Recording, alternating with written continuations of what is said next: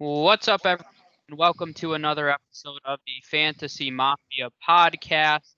And this is going to be our first of many weekly recaps. Essentially, what we're going to do today, go through game by game and just give you the passing, rushing, receiving leaders, a few fantasy relevant notes, and other generic notes based on us watching the game. I'll mention the target leaders a few times because that's relevant for a few of these teams. So that's the goal here, is to just give you a kind of a recap breakdown of each game from week one. Obviously, not the Monday Night Football games. We still got two games tonight that we're looking forward to. But my name is Jordan Jaika, aka Dr. Fantasy. Here with my co-host today, Apex.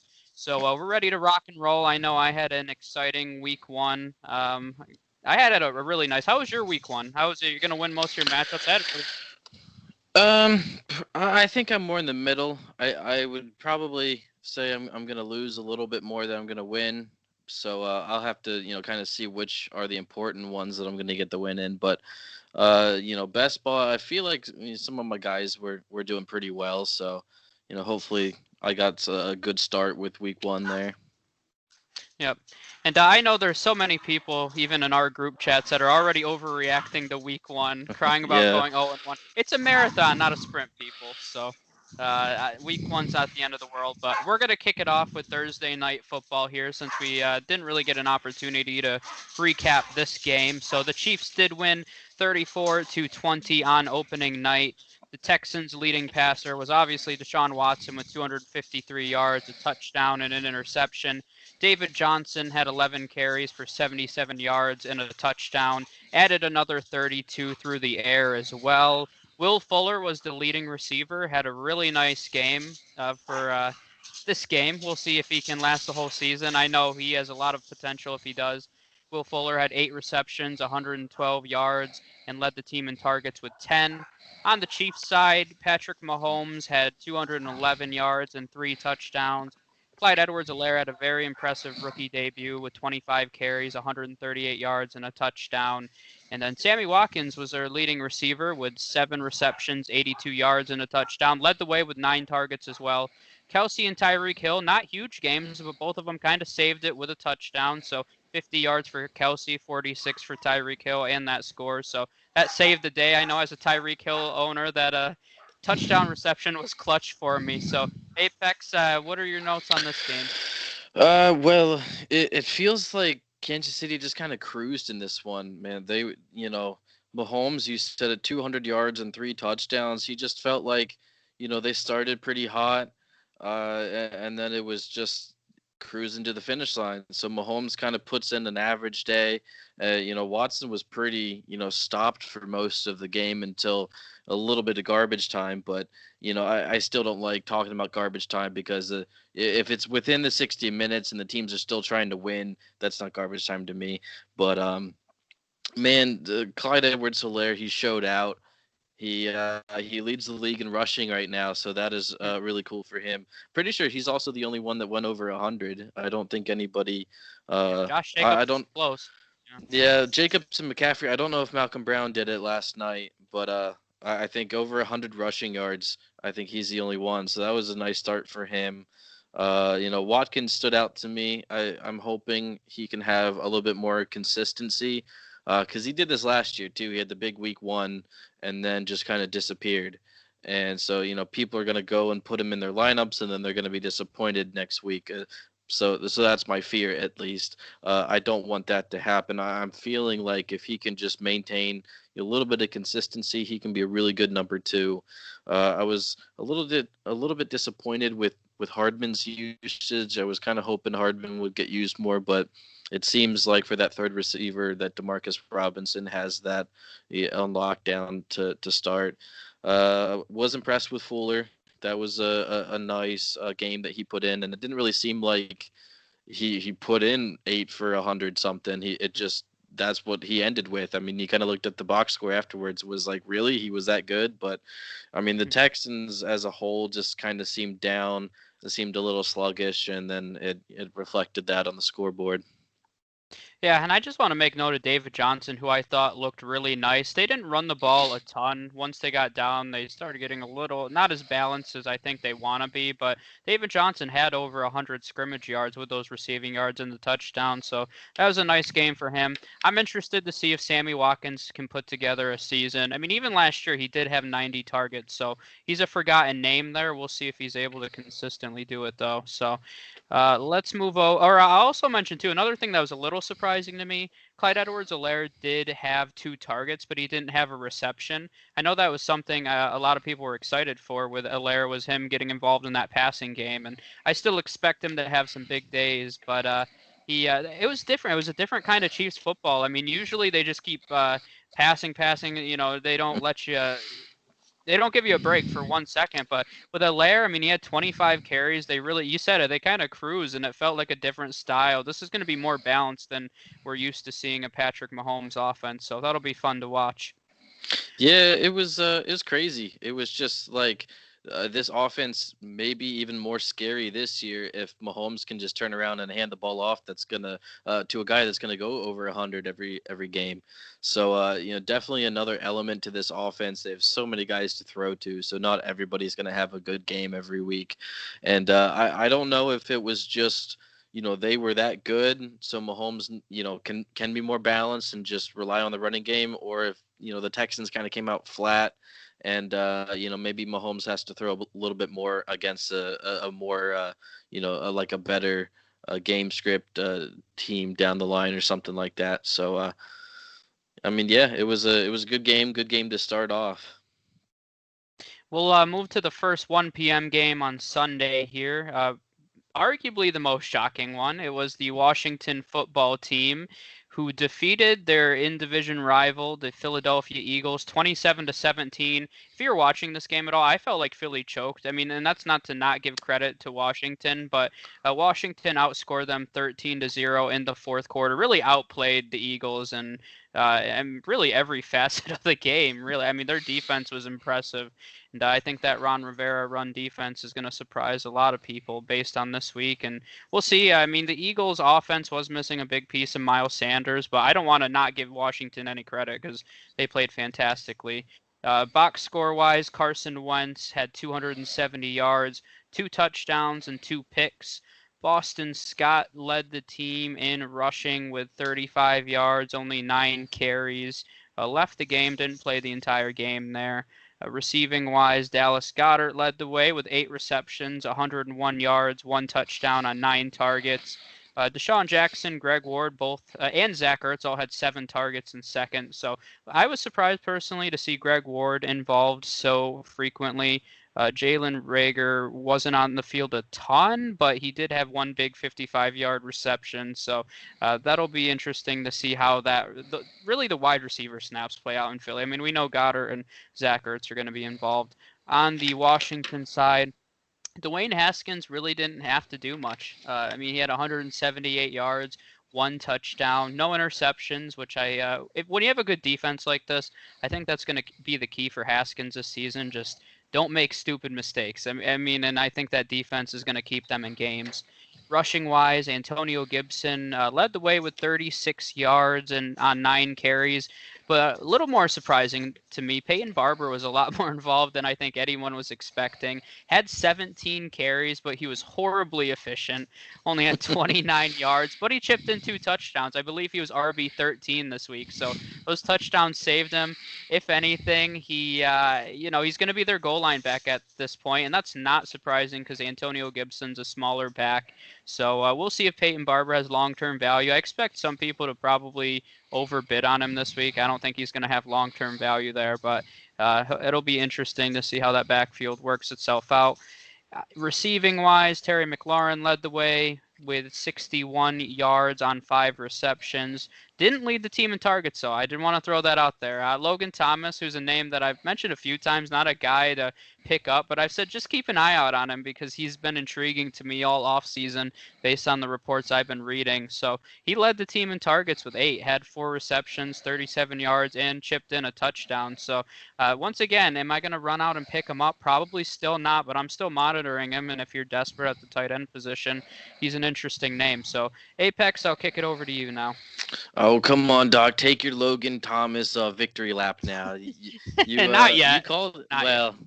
Definitely good involvement for him. So maybe more consistency. He can be maybe a weekly starter. I didn't really have too many notes from this game. A lot of just kind of average stats across the board. Wentz did not do good. He definitely hurt you. He hurt me. He was my quarterback 4 for this week, and he just didn't bring in that kind of performance. So I was a little bit disappointed with him. And I guess the Eagles just kind of fell apart. They were up. It seemed, pretty good lead. They had 17-0 on them, and then they just couldn't get anything going after that. Disappointed with Deshaun Jackson. He definitely didn't take advantage of this matchup. I mean, nobody really took advantage of this matchup for the Eagles side. Ertz and Goddard did seem to have a pretty decent day for you, but as far as anybody else, I just don't think you were happy very often. You weren't happy with this result, with what they were able to do for you. Washington defense was impressive. If you played them, I know Adam called that on one of our shows. That was one of his sleeper plays. Nice call there. They had 7 sacks, so even in team defense leagues, they definitely had value. And if they play like that, man, I mean, the Eagles have a nice offensive line too. I know they were a little banged up, but their offensive line as a whole is good. So that's an impressive performance. So let's move over to the next 1 p.m. game here. We have another in-division game here. We have the Miami Dolphins losing to the New England Patriots. 21 for the Patriots, 11 for the Dolphins. On the Dolphins side, Ryan Fitzpatrick was not good, and you mentioned that previously. This is one of those bad games for Ryan Fitzpatrick. 191 yards, 3 picks. It was not good. Rushing wise, a little surprising to me. Myles Gaskin led the way, and that's a name not one person has talked about. Once again, not running to the waiver wire to pick him up, but I thought it was interesting that he had any involvement, honestly. So 9 carries for 40 yards. Matt Breida only had 5 carries. Jordan Howard had 8 and chipped in with a touchdown. So if you played him, that kind of saved his day. He only got you 7 points, so nothing crazy, but better than just 7 yards. So that touchdown saved them a little bit. Receiving wise, Devontae Parker led the way with 47 yards on 4 receptions. Preston Williams led the team in targets with 7. He had 41 yards on 2 receptions. Devontae Parker left the game, that nagging hamstring injury that he's had. So that's going to be something to monitor. And, we always talk about hamstring injuries. Those things can linger the entire season. So unfortunately, that may be the case for Devontae Parker this year. So Preston Williams is an interesting name if he is on your waiver wire. On the Patriots side, Cam Newton was it was impressive. That offense, the way that they ran it was I'll say kind of similar to the Ravens, but it was just a lot of read option. Cam Newton had 15 carries. Passing wise, he was very efficient, 15 for 19. Nice completion percentage there. Only 155 yards, though. This was a ground and pound game for him. Cam Newton had 15 carries for 75 yards, had 2 touchdowns. Vintage Cam there, I'll say. Sony Michel was second with 37 yards and chipped in a touchdown, 10 carries for him. And then receiving-wise, obviously not much to speak of, but Julian Edelman, and we've mentioned this several times as well, he's just consistent. 5 receptions for 57 yards. Even if you played him, that's still almost 11 points. So it's hard to be completely disappointed with that consistency. 7 targets. N'Keal Harry was second with 6 targets. Had a costly fumble at one point, but ended up not really hurting him that much. Only 39 yards on 5 receptions. So what stuck out to you in this game? Cam, most of all. Just the way that they used him, it just seemed to be like anything that you probably expected them to do. They came out and did. They used a lot of play action, a lot of RPOs, and they were able to move the ball efficiently. And receiving game, I'm happy with Edelman. It's not a great game, but it doesn't kill you. Harry. He had a couple plays. He ended up fumbling one of the balls through the end zone, so that was a big drive killer there. Um, it kind of just it felt like they should have won by a little bit more. It just that's the kind of performance they had. It just didn't seem, it was only a 10-point game, which kind of feels a little deceiving. Consider how much, how much success they had with that, RPOs and the play actions for Cam. So it's hard to say. I don't think they're on the level of the Patriots of old yet, and we'll see if long term if Newton is kind of puts him in a better spot than what Brady did. I mean, because they're virtually the same teams as last year. They didn't really add too much, and the defense seems to be weaker with all those opt outs. So we'll see how far Cam can take them in comparison to what Brady did with this team last year. Yeah, and I really hope for Cam's sake, and as an NFL fan, I love watching Pete Cam, so I hope that he can stay healthy, and hope he keeps his body fresh. But yeah, I mean, I agree with that. That's a good note, and just kind of monitoring that game, it felt like the Patriots won by a lot more than 10 points. So, you can kind of argue that's a little concerning that they dominated a game and only won by 10 points, but I think that's going to be their style this year. I don't think you're going to see a 49-0 game very frequently from this offense. I think it's going to be controlling the clock, playing nice defense, and just grinding out wins. So, not optimal for you fans that love to watch offense, but it wins you games. So, let's go to another division rivalry here. We have the Green Bay Packers and the Minnesota Vikings. Very high scoring one here. The Packers won 43-34. Vikings had a huge fourth quarter. I know I was kind of writing this game off, and then all of a sudden I saw it was almost a one-score game. I'm like, okay, what's going on here? But really, the Packers controlled the game most of the time. I mean, maybe a little bit of a scare in the fourth quarter, but nothing where you're like, okay, they're blowing this game. So lots of fantasy relevance here. Aaron Rodgers had a very surprising game, and I know the Vikings lost a lot of pieces in their secondary, but Aaron Rodgers has really struggled against the Vikings historically. I found it interesting that in his last 4 starts combined against the Vikings, he only had 4 touchdowns, and in yesterday's game, he had 4 touchdowns. So kind of impressive there. 364 yards. Really nice day for Aaron Rodgers. On the ground, Aaron Jones had 16 carries for 66 yards and a touchdown. Dominated those carries in the backfield. Jamal Williams is always going to chip in with 5, 6, 7 right in that range, but this is still Aaron Jones's backfield. Aaron Jones chipped in 4 receptions as well. Only 10 yards, but, in PPR leagues, you'll take those 4 receptions all day. He did have a touchdown as well. Receiving, Davante Adams has a huge game. If you played against Davante Adams this week, you probably had to sleep in because you were depressed, because you most likely lost your matchup. I believe he had 41 PPR points this week, so huge week for him. 14 receptions, 156 yards, 2 touchdowns. Just putting an exclamation point on everyone who said that he was going to lead this team in targets by a lot because they have no other options. I mean, he had 17 targets, so he's going to be a target monster all season. Wouldn't be surprised if he led the entire league in targets, probably the way that it's trending. Second, they did have Marquez Valdes-Scantling. I mean, we've talked quite extensively who's going to be that number 2 wide receiver. Scantling had a nice game with 4 receptions, 96 yards, and 1 touchdown. Lazard chipped in with 463 and a touchdown. So some of those secondary options stepped up, but a lot to talk about there. On the Vikings side, Kirk Cousins had 259 yards, 2 touchdowns, and an interception. Dalvin Cook only had 12 carries after getting his nice contract, 50 yards, 2 touchdowns. Only 1 reception. I know that's a big part of his game, but he only had 1 reception for -2 yards. Alexander Mattison, who I've mentioned in the past, not that I would necessarily be starting him independently, but this team is so run heavy that Madison does have, he had over 700 yards last season, so he's still involved on a smaller basis. He had 50 rushing yards, 30 receiving yards, so 80 yards for him in game one. Adam Thielen was one of the top scoring wide receivers of the week as well. And I know a lot of people were interested who that number 2 option is. Right now, I don't think it matters in fantasy leagues. Adam Thielen's going to eat up most of those targets, had double of anyone else on the team with 8 targets. 6 receptions, 110 yards, and 2 touchdowns. Had himself a nice top 10 week this week. So, Apex, what do you have on this one? Well, this one just I'll start with Rodgers. It just feels like this is a mad Rodgers game.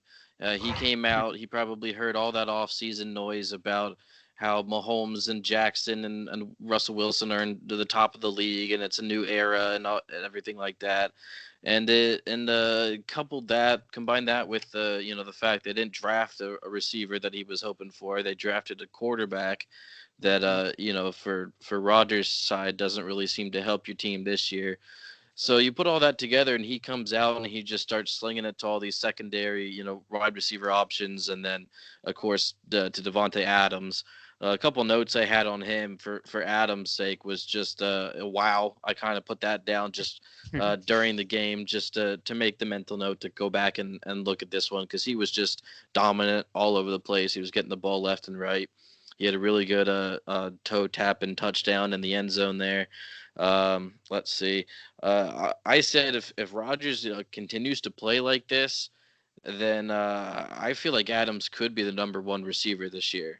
I just he's definitely in that discussion, and he just, I don't know. This team was 13-3 last year, and they were really just pushed aside.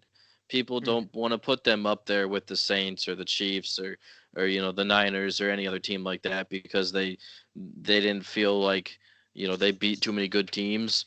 And this team came out and said, basically with the statement that they played with, that they heard your criticism and they wanted to come out and prove it. So this felt like a Chiefs game too. They cruised as well. So that's why it kind of seemed like it was the Vikings were coming back in this game.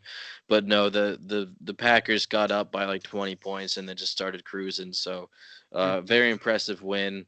For the Vikings side, Thielen's just still the go-to for Cousins. I mean, that was evident. And until somebody else, kind of establishes themselves in this offense behind Cook and Thielen, I'm probably not starting anybody else on this team until that happens. Yep, I would agree with that. Yeah, I wouldn't push it with any of those secondary options. Let's move over to the Colts and Jags game. Another surprising game here, but I mean the Jags beat them week 17 last year, so they're on a 2-game winning streak against the Colts as of right now. 27-20 Jags over the Colts. Let's get to the right spot here. On the Colts side, Phillip Rivers had 363 yards, a touchdown, and 2 interceptions. Had 46 pass attempts, which is pretty significant there. Rushing, Nyheim Hines led the way with 7 carries, 28 yards, and a touchdown. Also chipped in 8 receptions, 45 yards, and another touchdown. So a 2-touchdown game for Nyheim Hines. And with Marlon Mack going down, I expect him to probably continually be involved in the passing game. Marlon Mack was second behind him with 4 carries, 26 yards. Jonathan Taylor wasn't overly impressive on the ground, 9 carries, 22 yards, but had a nice day through the air with 6 receptions and 67 yards. Actually was second on the team in receiving yards. Paris Campbell was the receiving yard leader. I know that's a trendy sleeper name for a lot of people. Had a pretty solid week 1. Led the team in targets, tied with T.Y. Hilton for 9 targets. Had 6 receptions for 71 yards. Hilton, who I mentioned, was tied with him in targets with 9, 4 receptions, and 53 yards. On the Jaguars side, Gardner Minshew, you can't get much more efficient than how Minshew played. 19 for 20, only 1 incompletion, 173 yards, and 3 touchdowns for Minshew Magic. on the ground. James Robinson came out and really dominated the touches on the ground. I know I personally don't buy into coach speak very much. So even though he was listed as the starter, I personally didn't read too much into that, but he definitely dominated those touches. 16 carries for 62 yards. Chris Thompson, who everybody was all over the hype train. I've talked about him a few times.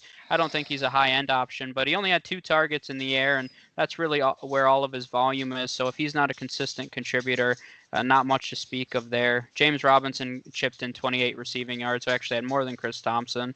Keelan Cole was their a leading receiver with 5 receptions for 47 yards, 5 targets. DJ Chark disappointed a little bit, only had 3 targets, 25 yards. But another player with a game save or a saving touchdown had 25 yards and a touchdown. So ended up being a solid week for Chark. What do you have on this one, Apex? I was a little disappointed with Chark. Was hoping some more for that top receiver. So I'll start with the Jags side. Minshew was great. I feel like he spreads the ball around a lot. So beyond Chark, it's kind of hard for me to imagine somebody that you want to start on this offense until they start getting more volume, I suppose. Robinson was good. He had a couple runs that flashed. I believe he like hurdled a defender. It was a very good move by him, and on a that was his reception. One of those was where he did that move. So that was pretty impressive. This stat line for him, not great fantasy wise. I mean, he just had like an average 60 yards and, contributed a little bit in the passing game. So a solid performance for him. The biggest story in this game, I think, is Marlon Mack going down. And that's just unfortunate. He started pretty decent. He was getting the carries and really gashing the defense there, and then he pulled up with the injuries. So, for Jonathan Taylor, for fantasy's sake, you're happy, I suppose. But, this isn't the way I envisioned he would take the job. I just felt that he would come out and be very good. And, although the stats didn't really say that Taylor had a great game, he was able to contribute in the passing game a lot more than people thought. So that was pretty good for his prospects moving forward. I did see something today. It was on one of his runs or something like that. Like the next gen stats measures like the miles per hour. For his like 5-yard run, he got up to 21 miles an hour. That's So crazy. this dude is 220 pounds, man, and by after 5 yards down the field, he's already moving at that speed, and that's just crazy. I mean, some of the other guys on that list are DK Metcalf, who I'm going to talk about later, and Raheem Mostert, so Ruggs. So it's just these are the speedsters, and Jonathan Taylor was right up there twice actually. He had basically 21 miles per hour on that 5-yard run, and then his 28-yard touchdown run, he had just under 20 miles an hour. So it was just that's like a crazy stat, I think. And you saw me in the chat, I suppose. I was a little upset with Nyheim Hines specifically. They given him the ball on 4th and inches instead of Jonathan Taylor. I just feel like the coaching aspect, like, come on, that just makes no sense to do that. But you really look back at this game, and I was like, this is probably what I expected from Hines, to be involved in the passing game, get 7 or 8 carries, and then that's it. And that's what I feel like it'll be moving forward. I think this was a fluke week for Hines' 2 touchdown game. I just both of those where he sprung the run, he sprung the catch, and made something happen with it, got into the end zone.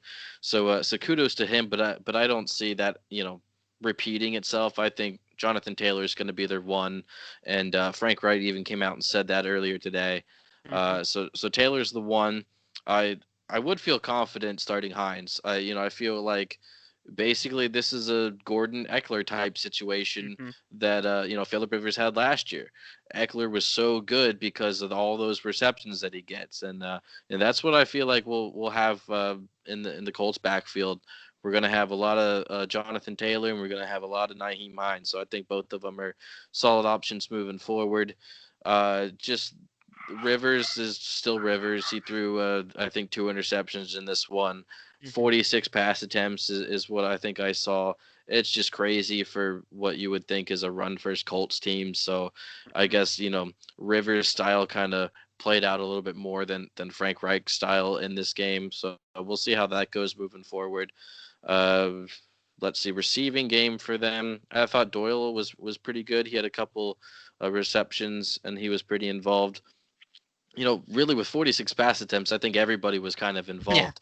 A little, a little, I don't know what you want to call it, just a surprising note.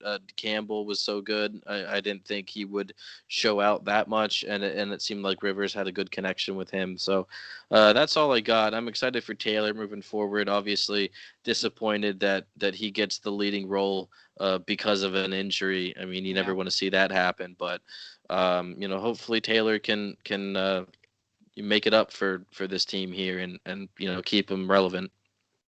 Yeah, definitely disappointing on Marlon Mack's side with that torn Achilles. He was having a nice game prior to that too. He had 56 total yards.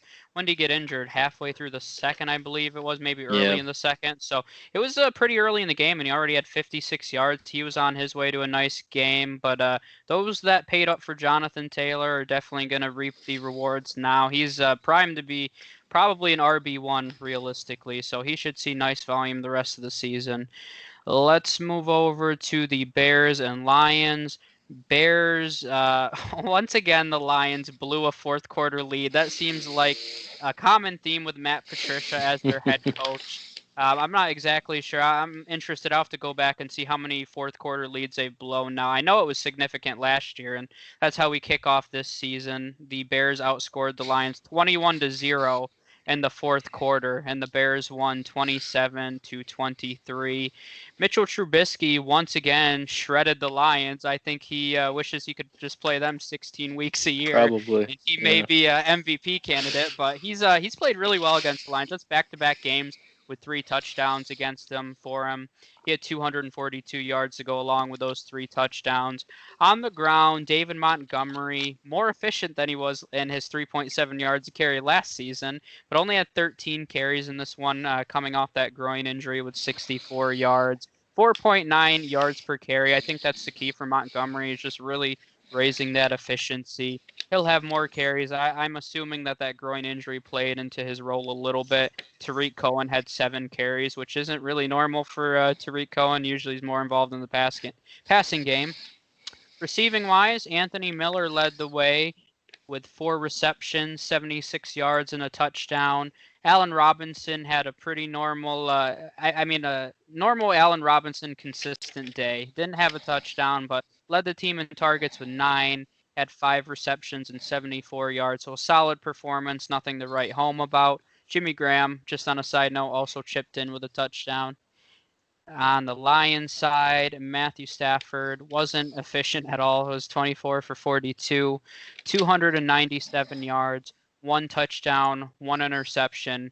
Probably the most intriguing piece of this entire Lions offense was Adrian Peterson. He led the backfield in carries and yards, 14 carries, 93 yards. That's 6.6 yards a carry. Really surprising. And I know we talked about a little bit on the sit start, and we really didn't know how this backfield was going to play out. But if I did not have my money on Adrian Peterson leading it by a pretty fair margin, double the amount of carries of Kerryon, only had 7. DeAndre Swift only had 3. Swift did have a touchdown on the ground and dropped the game-winning touchdown in the fourth quarter. It was an easy catch. It's not like, that's a tough one, you drop it. No, I mean, it hit him right in the hands. You could tell he took his eyes off the ball and was already looking towards the end zone. I don't know why, because he was already in the end zone. Where are you looking? Exactly. I mean, but it was a really bad drop, and that was in the final second, so that's legitimately why the Lions lost this game. So I'm interested. Things like that interest me because I think that really hurts you mentally. So I want to see how DeAndre Swift can recover from that because that's a rough way to end your first game if I've ever seen one. So receiving-wise, Danny Amendola led the way with 81 yards on 5 receptions. Don't expect him to be overly involved, especially when Kenny Galladay comes back. But he'll still see his targets in the slot. TJ Hawkinson had a touchdown, as we kind of all called. We talked about him getting more red zone looks with Kenny Galladay out. Had a nice game, 5 receptions, 56 yards, and a touchdown for Hawkinson.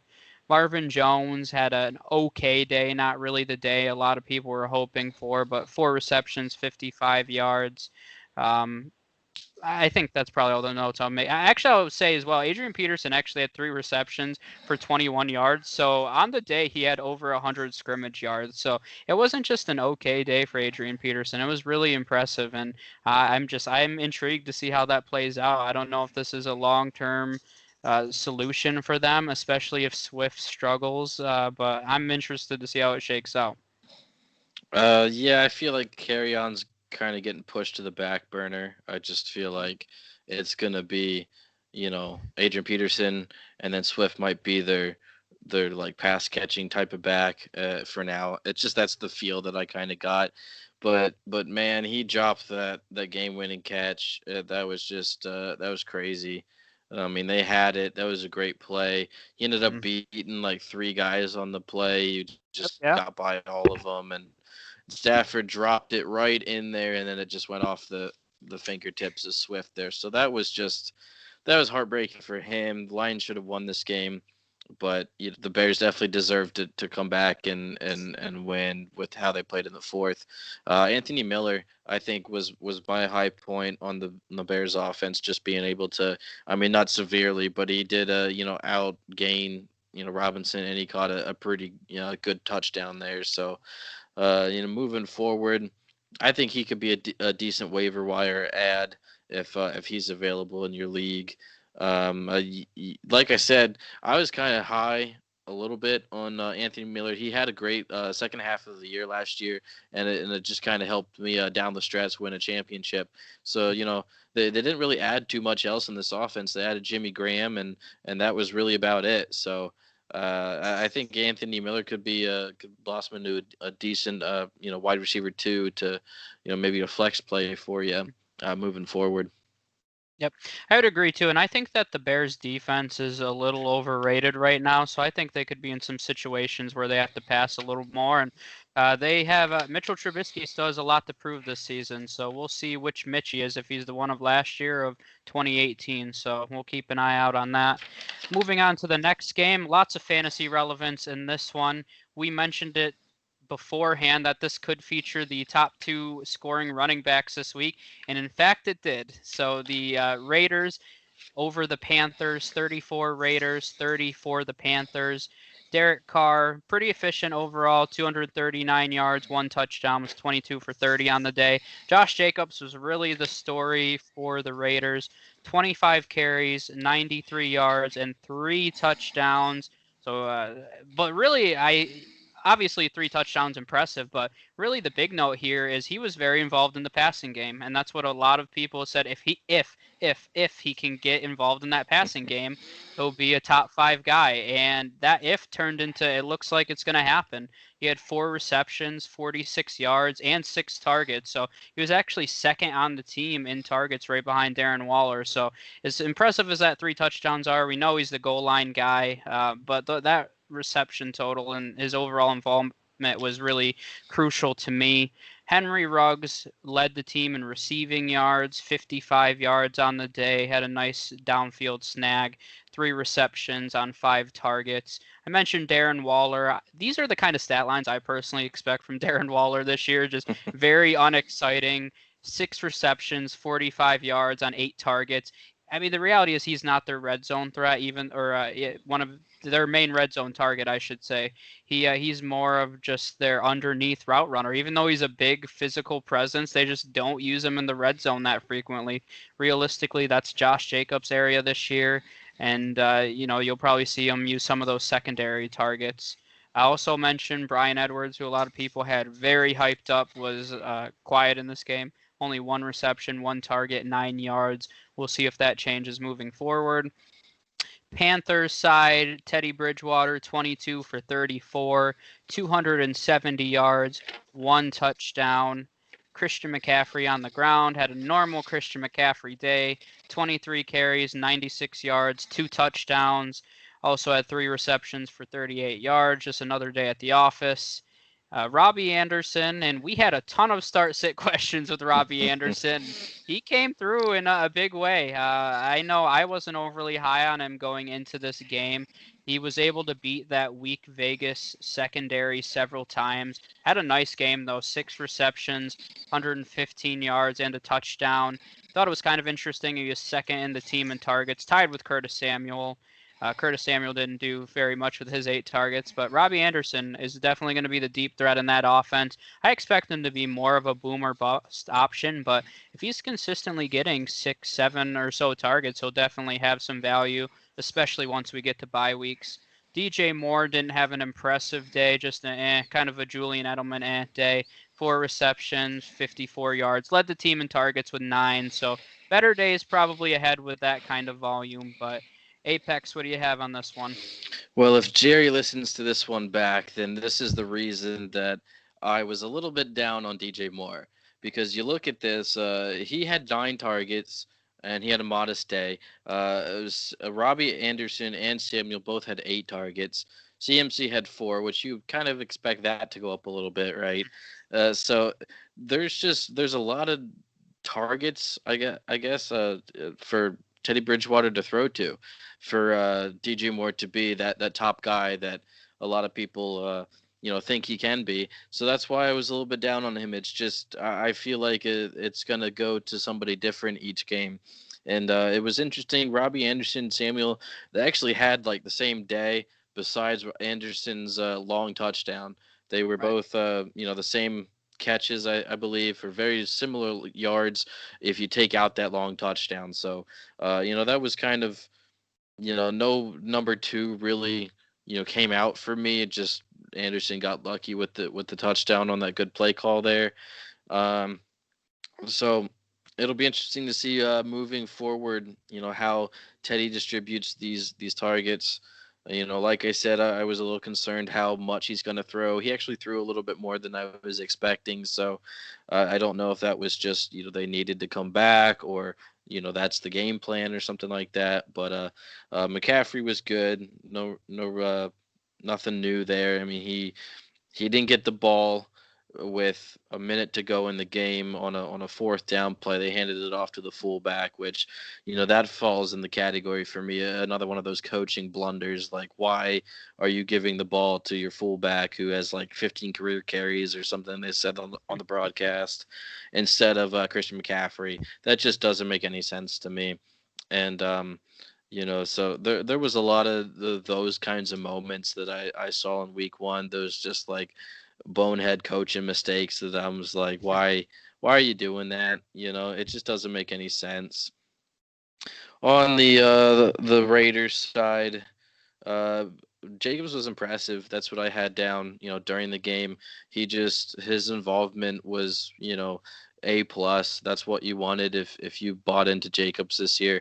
Just that little bit addition in the passing game, plus, being that workhorse guy that, the Raiders think he can be. I mean, if you spent up for Jacobs, either a 2nd round pick or he was going in the 1st in some cases, it's so far paid off for you. So that's pretty good moving forward. Hopefully he can continue that. He can continue getting the ball 20 plus times a game, getting those receptions and cashing in some touchdowns. So good game for him. Ruggs kind of disappointed a little bit. Besides that long catch, he wasn't very involved. He had like 2 for 10 after that. So 5 targets, I believe he had. He feels like he's gonna be your boom or bust guy. You're just gonna have to, basically like a Deshaun Jackson. If you're gonna take the good weeks, you'll get 5 receptions, 150 yards, and 2 touchdowns, or the bad weeks, which he saved this game with a long catch, but without the long catch, 2 for 10. So you're talking about 3 points. It's just that's what you're gonna have to accept if you decide to start Ruggs on a weekly basis. That's about all I got for this one. Yep. And the Raiders, a lot of their success last season and the games they won came when Jacobs was involved. So looks like they're going to keep that strategy moving forward. Moving on to the Jets and the Bills. Bills took this one. Once again, it was only 10 points, 27-17, but the Bills were cruising. The Jets really didn't ever have a chance at any point in the game. So, nice win for the Bills. More impressive is Josh Allen, who did have his first 300-yard game.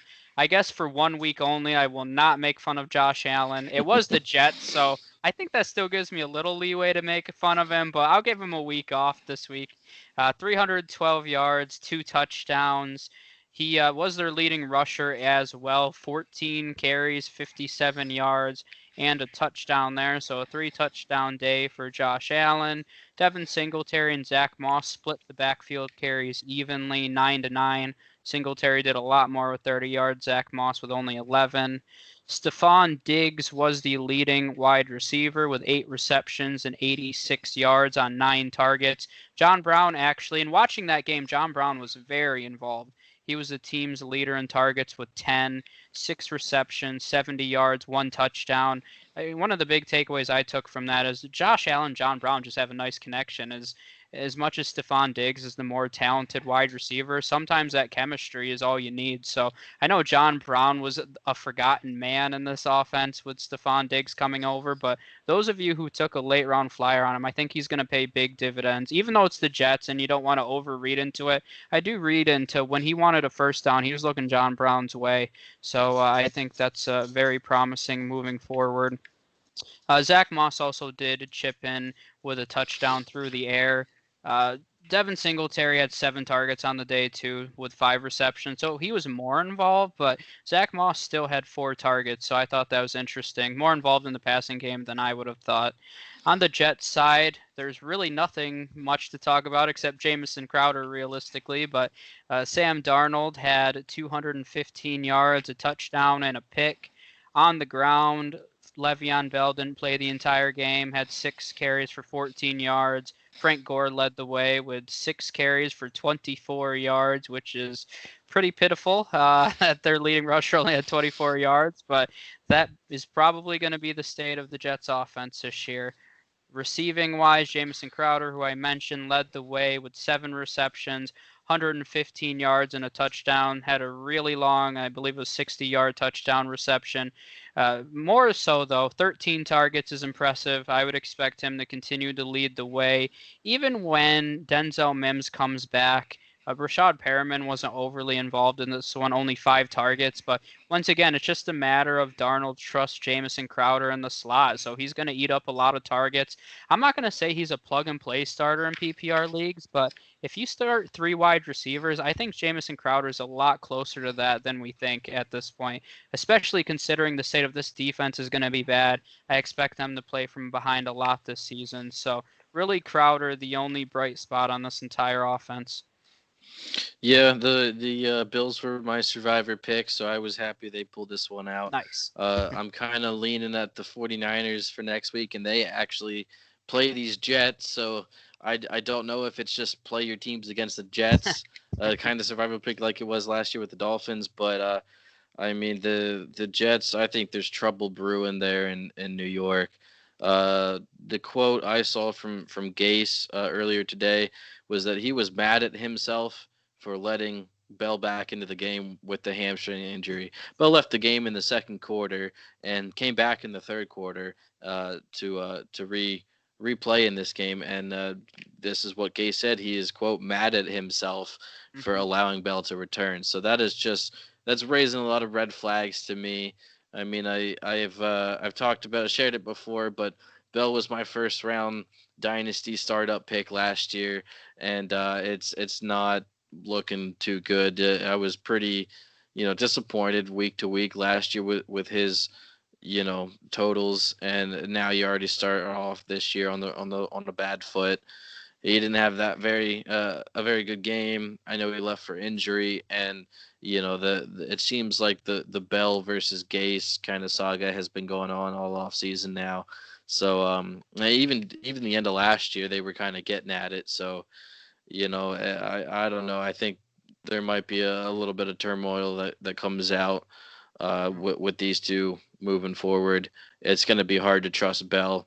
I think regular drafts I'm fine sitting him on my bench until he starts getting more involved because for some reason Gase just doesn't want to get him involved, and I just don't think this situation's going to work out.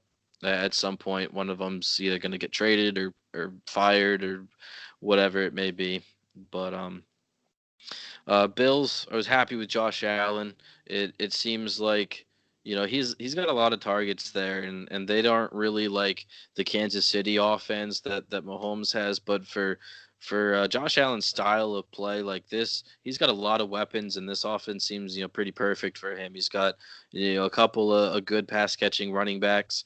That are also can be can be good on the ground. We saw Singletary be pretty efficient last year, so if they can get that rolling, you bring in Diggs, and you have John Brown's contribution as well. So I just feel like all around he's got some pretty good targets that you know most teams out there don't have two very good cornerbacks. So if you're going to take away one of these guys, it's going to present the other guy open for Josh Allen. So I feel like both of these guys, Brown and Diggs, are going to be valuable for Josh Allen moving forward. Yeah. Yeah, and that was, I just looked quickly while you were talking there. That was Josh Allen's career high in pass attempts, 46. So that's just a side note there. With Yeah, Adam Gase, I would be shocked if Adam Gase made it through this whole season, honestly. probably me too. Yeah, of course, Josh Allen's great game had to come against me. I have Lamar Jackson, and I'm all ready to just take the 100 rushing yards and awesome game, and Josh Allen went toe to toe for him. I mean, Yeah. they were like back and forth, and I believe in my league Allen finished with like one more point or something like that. So definitely a very good performance for him if he can continue to do that. Yeah, I had Lamar a few times against Russell Wilson, who Russell Wilson had himself a game as well. So Oh yeah. we're going to talk about one of those guys right now. We're on to the Ravens, who obliterated the Browns 38-6. I mean, it wasn't close at any point in the game. I guess the first quarter it was 10-6. And then from there, the Browns didn't score another point. So the Ravens had a really impressive performance here. Lamar really didn't have to do much. Very efficient, 20 for 25, 275, 3 touchdowns. He seemed to be throwing the ball a little differently to me. He was really slinging it. I mean, there are some where he just need to put some touch on it, and he was putting some zing on his passes. So I don't know what he was doing this offseason, but I thought he looked really good. And I know it's the Browns defense, but I thought that was really encouraging. Lamar on the ground led the way as well. 7 carries, 45 yards. Mark Ingram had 10 carries, 29 yards. Pretty embarrassing game for him, especially against the Browns. J.K. Dobbins was pretty involved, had 2 touchdowns in the red zone, 7 carries for 22 yards. I think that's going to be a dynamic that's interesting to monitor. Only 3 less carries than Mark Ingram in the first game, so we'll see if it was a matter of getting him some reps against the Browns, or if that's the dynamic moving forward. J.K. Dobbins is very talented, and I think it's under the radar that he played with Justin Fields at Ohio State last year, who plays a very similar style to Lamar. So it's not like this RPO style is new to J.K. Dobbins. He's already thrived under it, so I think that'll be a fun dynamic to watch moving forward. Hollywood had himself yet again another nice opening day. 5 receptions, 101 yards on only 6 targets, no touchdowns, but 5 for 101. Very impressive for him. Usually, when we saw a stat line like that from him last season, he had a touchdown as well. So I thought it was just a really nice coming out party for him. He put on a lot of weight this offseason. I've loved Hollywood. I mentioned several times I think he's going to be Tyreek Hill like, and I think this was a nice step in the right direction. Willie Snead's still there. He was actually second the team in receiving yards. He just seems to stick around and always has 700 yards and 5 touchdowns somehow. But yeah, 64 yards and a touchdown for him. Mark Andrews, once again, always involved, probably going to be the target leader for the Ravens this season. 6 targets, which was tied with the team lead with Hollywood, for the team lead with Hollywood. 5 receptions, 58 yards, 2 touchdowns, which makes it a fantastic day for him. On the Brown side, not really a lot to talk about, except Baker was terrible. I know the Ravens defense is nice, but Baker looked lost. I've seen lots of fun comparisons to him and Johnny Manziel and some nice memes in the past week. So I'm not quite ready to say that. I mean, Johnny Manziel never had 26 touchdowns in a season, but Baker looked really bad. 189 yards, 1 touchdown, 1 interception. As already said, 21 for 39. On the ground, Kareem Hunt led the way with 13 carries and 72 yards. I know Nick Chubb owners are probably not happy to see that Kareem Hunt had more carries than Nick Chubb. Not that I'll say it's overly concerning. This game was just a slaughter fest all around, so I don't think you can read too much into it, but it's definitely something to monitor moving forward because they end up splitting those backfield carries. That's really troubling for Nick Chubb's value. He did have a nice day, only 10 carries, but was really efficient with 60 yards. Had a few nice runs, so 6 yards a carry, very efficient. Receiving wise, not a ton to discuss. Jarvis Landry had 5 receptions for 61 targets.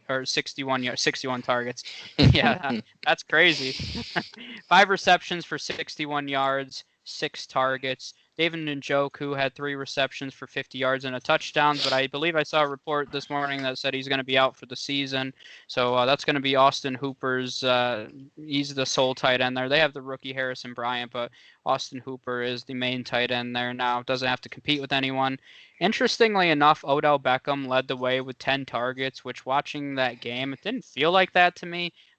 But he did with 10 targets, 3 receptions for 22 yards. So he did absolutely nothing with those 10 targets. I thought Beckham looked kind of lost and terrible. I don't know what was going through his mind during that game, but something was not right there, and he had a really pitiful game, as did this entire offense. So what do you have for this game? Yeah, this offense, man, it's really disappointing. Odell Beckham was another one that I took within the first 3 rounds for my dynasty draft last season. And similar to Bell, you're just very disappointed. And he comes out and he does this in week 1. And I don't know who to blame anymore because I hear people blame Beckham. And, I kind of blame Beckham too, just because, you know, that's the guy that I mostly have, and then you kind of look at it and go, well, maybe Baker Mayfield is just bad and just not hitting him, because I did see a couple of replays. Baker's throws seemed to be behind him. They didn't seem to be on the same page. He seemed to airmail it a couple of times. So maybe I should just shift the focus to Baker, but I'm really close to my wits end with Odell Beckham, and just with the matchup, I feel like you're gonna have to roll him out there coming Thursday against the Bengals. But I tell you what, man, if he doesn't put up a good game on Thursday Night Football, then I'm just benching him until further notice, because they're just. I'm tired of sitting here waiting for these two to click, for Baker and Odell to just you be on the same page. And if it's not going to happen, then I think we might see him traded at some point. So, that'll be interesting to see how that plays out. Ravens side, Andrews is the man. He's going to be the guy in this offense. I mean, you kind of talked about Lamar's throws a little bit being off, and one of them was like 2 feet over Andrews' head in the end zone, and he reached up and caught it one-handed on just a miraculous catch. I mean, nobody was around him, so it's that's a very interesting defensive philosophy to kind of go with there, but old strategy, Cotton. Yeah, he made the catch though, so that's what stuck out. That when he needed to, he made it. And Mark Ingram in the rushing game wasn't very good, not what you wanted. It seemed weird. Dobbins got a little bit more of the carries and the goal line carries, so I don't know how that's going to play out going forward. But it already seems like Dobbins is going to kind of come out with this lead role, so interesting to see. Like we said going over this game, Lamar is just an auto start. I think Andrews is the auto start too. You can roll Marquise Brown out there. He's another one that's kind of going to be similar to Deshaun Jackson type of games, those boom bust games. This one was really good. He came out 5 for 100 or so. So you're hoping he gets one of those long touchdowns, but I think he's a very safe start. I mean, you got Andrews, and then Lamar kind of spreads the ball around, but I think Marquise Brown gets enough in this Wow. offense to be relevant on a weekly basis. I like that. You have the Rams on the mind. Usually I people know, can't say that. I know. I just Talk call him about Malcolm Holly. Brown soon. Don't worry. I should just call him Hollywood because the M Brown kind of throws me off. And don't worry, I have a couple notes in here on Malcolm when we get to it. So I kind Good. of have been thinking about him since last night. So Nice. A lot of people were impressed with Malcolm Brown, but we'll talk about hmm that. Here's a game that you're going to be excited to talk about. It's the Seahawks and oh boy, Falcons.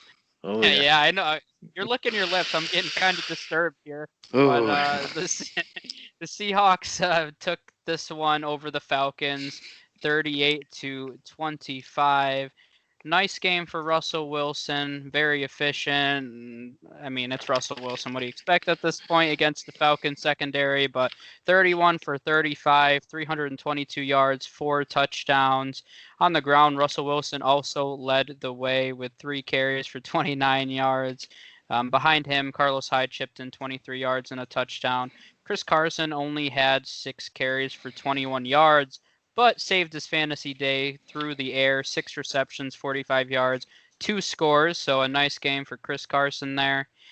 On the receiving side of things, DK Metcalf led the way with 4 receptions for 95 yards and 8 targets, had a touchdown as well. A nice looking throw, nice connection there on the deep ball. Tyler Lockett was tied with DK Metcalf in targets with 8. Interesting, you don't see it too often, but Tyler Lockett had 8 targets and 8 receptions. So that's a nice chemistry that him and Wilson have there. And as much as Metcalf is talented and he may turn into the alpha number 1, Tyler Lockett's still going to have a role there. So nice game for him. 92 yards on 8 receptions. I already mentioned the Chris Carson and 2 touchdowns. Greg Olsen had another touchdown through the air. That was Russell Wilson's 4th touchdown. Greg Olsen chipped in as well. On the Falcons side, Matt Ryan had a pretty enormous fantasy day. Didn't equal a win for the Falcons, but as a fantasy owner, you'll take it. 450 yards, 2 touchdowns, 1 interception. On the ground, Todd Gurley led this backfield, as many expected. Only 14 carries. They were passing pretty much the entire game because they were down the entire game. 54 pass attempts, by the way. So Todd Gurley only had 14 rushing attempts, 56 yards, and a touchdown. Through the air, I mean, there was a lot of contributions here. There are 3 100-yard receivers. All of them had 9 receptions. All of them had 12 targets.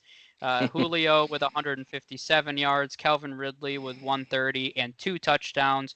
The only 2 touchdowns that Matt Ryan scored on the day. Russell Gage, their slot man, 114 yards.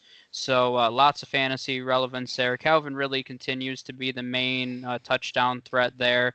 Julio, for whatever reason, is not a touchdown monster. We've seen it throughout his career, which has always been perplexing to me, but it's kind of been what it is. Hayden Hurst, I will also mention, disappointed quite a few people.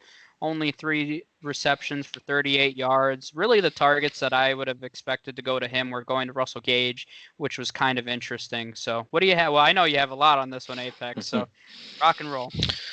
Well, I'll start in the backfield actually with Carson. I feel like if you got Chris Carson, try to go ahead and sell him.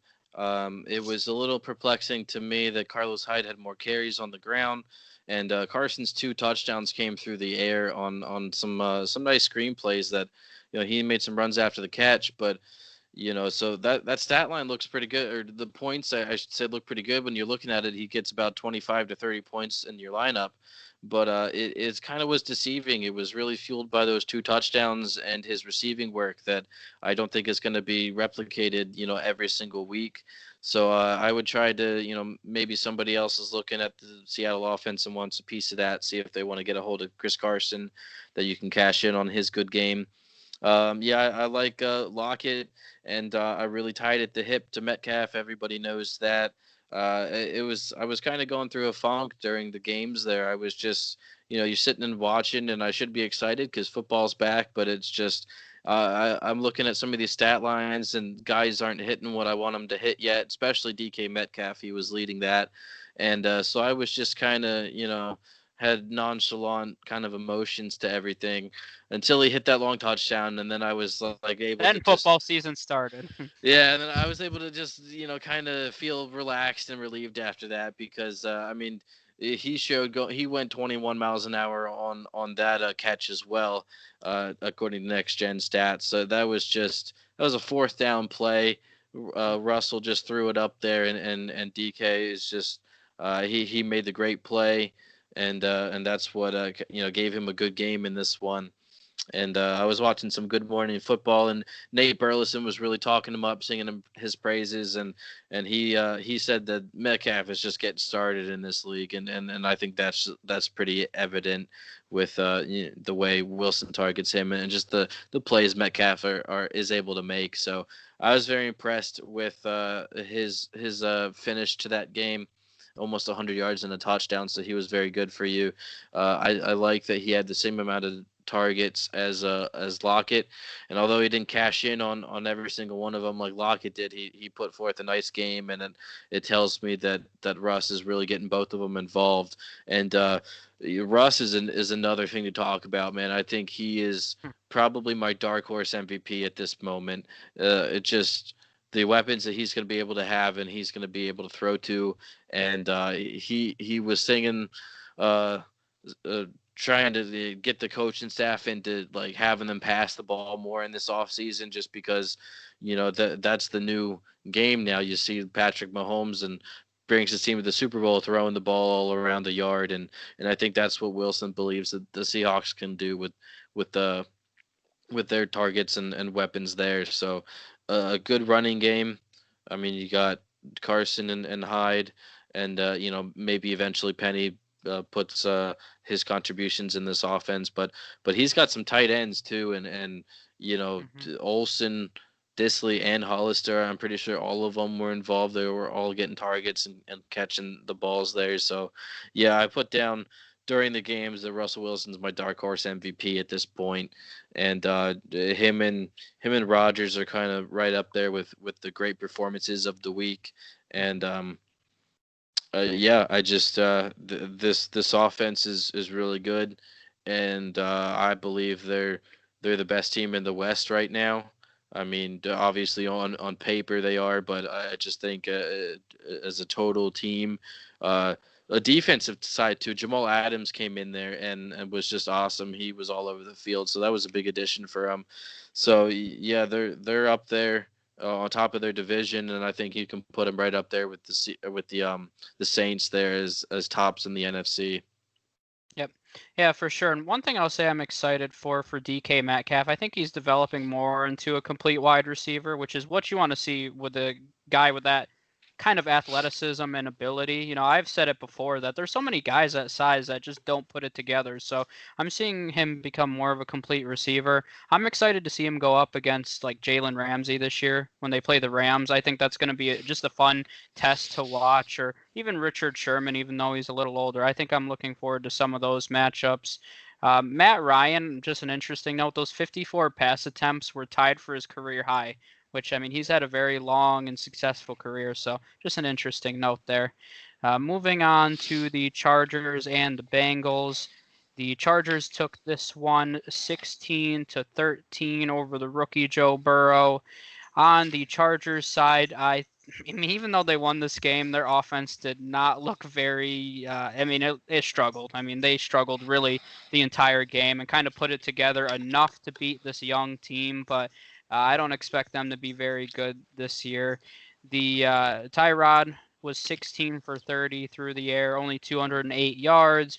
Austin Eckler had 19 carries for 84 yards, and that is a career high for Austin Eckler, who's historically been more involved in the passing game, but interesting to see him get some of those more traditional carries. Behind him, Josh Kelly, probably going to be one of the hottest waiver wire pickups this week, I'm assuming, with 12 carries, 60 yards, and a touchdown.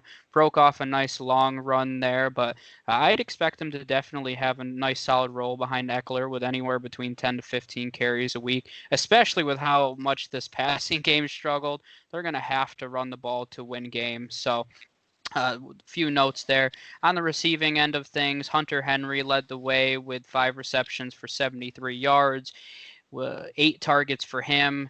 Mike Williams led the team in targets with 9. A little surprising considering he's been dealing with an injury, and we thought he was going to miss the first few games initially, but he played, showed a lot of toughness. I thought you could tell he was struggling with it a few times, but he grinded it out.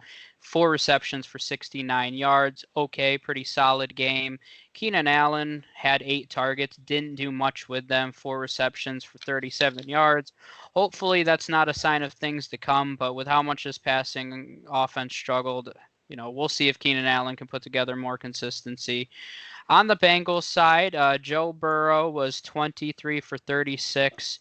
I do have to say the Chargers defense did look pretty solid. They were getting to Burrow pretty frequently, especially in the second half. But Joe Burrow kept his composure, had 23 for 36, 193 yards, no touchdowns, 1 interception. Did have a touchdown on the ground, though, where he had 8 carries, 46 yards. That's going to be something to monitor. Not surprising. He showed some legs at LSU, so he definitely has some rushing upside there, which is going to help his long-term fantasy value. Joe Mixon, for the most part, was pretty bottled up. Did get 19 carries for 69 yards, so only averaged 3.6 yards a carry. Receiving wise, AJ Green led the way with 9 targets. Solid day, 5 receptions, 51 yards. Nothing to write home about, but solid. Behind him, just not much else to talk about. Lots of guys. CJ Uzomah, Tyler Boyd, Giovanni Bernard, John Ross, all had 5 targets. Didn't really do much with it. So, what do you have on this one? The Chargers side, yeah, it's just their offense just seemed very sluggish, and so I mean they're kind of another team that I'm not really going to be that into. I mean, I guess Henry's your start. I guess a tight end. He's middle of the pack there. Keenan Allen, he probably can start him in plus matchups, but I don't think they're going to be throwing the ball a ton, and that does hurt Eckler a little bit. You don't have to rush and get rid of him and overreact to it, but I just think just tamper the expectations a little bit. He seemed to be more involved on the ground and not as much as the air in the air. So I think that's more attributed to just Tyrod not targeting him. So yeah, I don't expect the Chargers to really be making huge splashes, which means we might see Herbert at some point because usually when things are just kind of going, slugging through the mud, you just take your shots and see what you got in the rookie that you drafted. So we might see him sooner than later if the way their offense played yesterday, if that keeps up. On the Bengals side, just all around, I was hoping for more points in this game. I had this game in one of my parlays and would have cashed in pretty nicely if they got over the 42. So I was a little disappointed that points weren't able to be put up more. And I know there was a couple missed field goals in this game, including the last one. Obviously, was the killer for the Bengals. I did see AJ Green on this morning on Good Morning Football. They interviewed him a little bit. He was very impressed with his quarterback, Joe Burrow. He was saying that he handled that last drive great, and he just thought he was so composed and he was just very focused, and he was very taken aback because he'd never seen this in a quarterback, especially a rookie quarterback before. How he was able to just compose himself and be laser focused, and he said that the future of this team he feels is in good hands with Burrow. So singing his quarterback praises there, I felt like he was very involved and hopefully moving forward he can continue to play at a level that he used to before he was getting some injuries that kept him out. But yeah, the Browns and Bengals are coming up on this Thursday, so yeah, that'll be a barn burning game there. I mean, those two teams combined for less than 20 points, so somebody's got to win. But we'll see how that one goes. A lot of different questions, mostly on the Brown side for me, but moving forward, I want to see AJ Green be able to continue to put up some top numbers.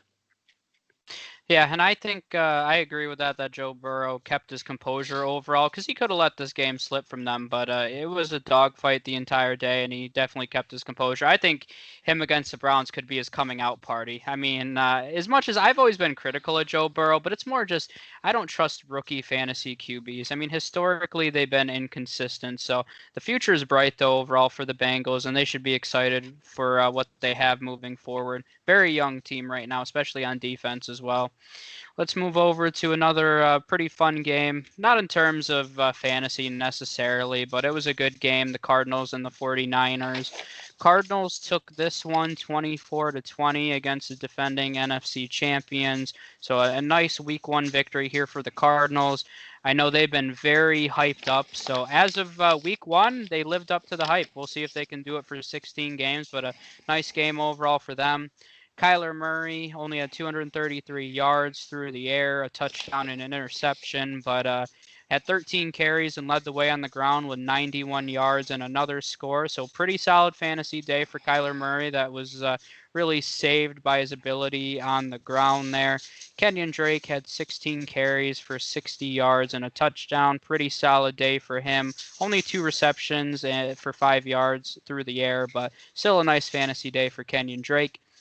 Receiving wise, DeAndre Hopkins came out, and as much as me and other people have said they're going to spread the targets out in week one, they absolutely did not. And DeAndre Hopkins reminded us all why he's a top 5 receiver in this league. So he had a huge game, 14 receptions for 151 yards on 16 targets. So he was a target monster, second in the NFL this week. So big week for DeAndre Hopkins. Behind him, not really much else to speak of. They did spread the ball around behind DeAndre Hopkins. A few guys with 5 targets. Christian Kirk had 5 targets, but only had 1 catch for no yards. Larry Fitzgerald and Chase Edmonds also 5 targets, but nothing else really to write home about there. On the 49ers side, Jimmy G had a solid day, was QB 15 this week. 259 yards, 2 touchdowns, no interceptions, more of just an efficient day for him. Raheem Mostert led the team on the ground, 15 carries for 56 yards. Also led the team through the air, 4 receptions, 95 yards, and chipped in a touchdown there. So a nice day for him, 150 total yards and a touchdown. Tevin Coleman wasn't overly involved in this game, which I kind of figured going in with him dealing with that medical issue and the air quality. But, I expect Coleman to probably be more involved moving forward. Not Raheem Mostert. Jerick McKinnon was actually pretty involved in this game too. I didn't see the final snap percentage counts yet, but McKinnon seemed to be on the field a decent amount. Caught a few passes out of the backfield, 3 for 20, and chipped in with a touchdown. So good to see that. He's dealt with injuries, and you always like to see a guy come back like that and have at least find a little bit of success. George Kittle, just an kind of day, 4 receptions, 44 yards, was tied for the team lead with 5 targets. They had 5 guys with 5 targets in this one, which was the team lead. Mostert, Kittle, Kendrick Bourne, McKinnon, and Trent Taylor. So really spread the ball around here. But overall, I'd say a nice win by the Cardinals. And this NFC West is shaping out to be a fun one, especially considering a lot of people counting out the Rams, but they look solid as well last night. So this is going to be a really fun division. Yeah. I mean, are we doing the 7 playoff teams? Is that this year, or are Yes. they putting that in? Yeah. Yeah, I was thinking about it earlier today. I feel like every one of the teams in the NFC West can be the playoff. It can be in the playoffs, so, and that wouldn't surprise me at all. So, definitely impressive there all across the board. For the Niners, are really happy with Mostert. He put forth a very good game, very involved, and I was happy to see him get involved in the passing game because they seem to have a lot of pass catching running backs there, especially with McKinnon now coming back, and for Mostert to get his opportunity, he wasn't very involved in the passing game in the last few years, and I feel like if he can just even get those maybe 3-4 receptions a game, that puts him up there, similar to Josh Jacobs that we were talking about. That really gives him a nice boost. And obviously leading rusher on the ground. What'd you say, 15 carries, I believe. So Yep. that's a very solid workload. It seemed to be, a back and forth matchup. So it wasn't like they were just cruising and could rely on him, or he didn't get scripted out or anything like that. It was a nice game for him all around. I believe Kittle left in this game for a little bit, and then maybe came back later, maybe was held out. So Yep. yeah, modest game for him. He's fine moving forward. Don't overreact and feel like you have to sell him or anything.